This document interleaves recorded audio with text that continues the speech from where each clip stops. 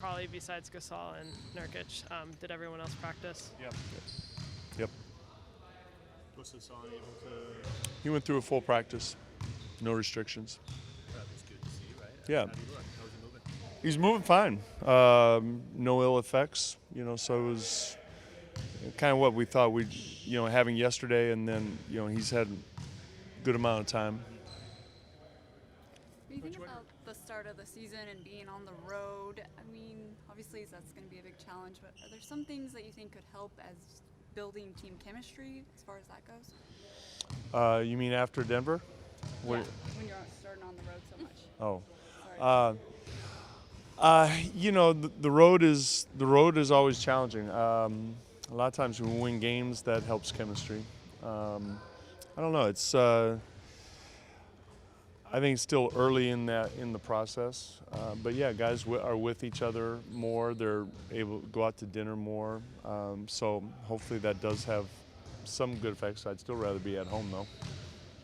Coach, what are the challenges of guarding Millsap? He's very smart. He's an inside-outside player. He's effective on the block. He's an effective three-point shooter. He's an effective driver. He's a good free throw shooter. He's an excellent offensive rebounder. So he can exploit different matchups in a pick and roll.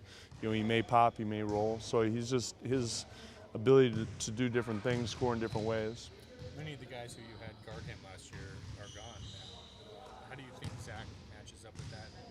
Well, we'll find out.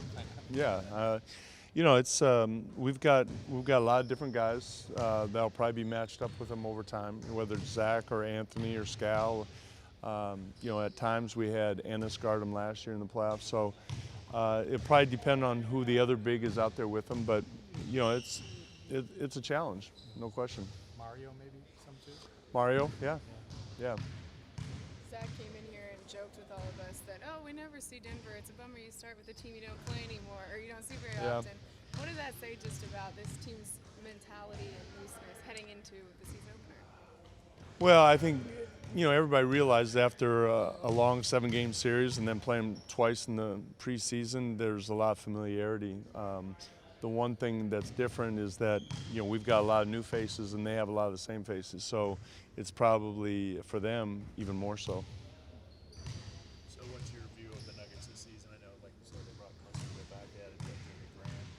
What's your take on that? They're going to be they had the second best record in the league last year. So and they got better with Grant on their team, so they're they're going to be a very good team this year. That's I think the experience of the playoffs really helped them, and they had an excellent regular season last year. They won a lot of close games, built a lot of confidence off of that. So, I would expect them to be one of the top teams again. How does Grant change things? Well, a couple things. One is, last year they played Mason and Jokic together a lot. They haven't done that at all in the preseason. It kind of gives them another natural four-man behind Millsap. He shoots the three really well. He's athletic. He runs. He's a dynamic athlete as well. So it just kind of gives them a player or a dimension that they didn't have last year.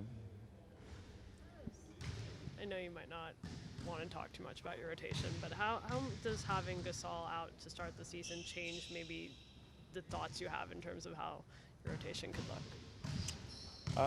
And I kind of addressed this earlier, but it really doesn't change anything because we haven't had him.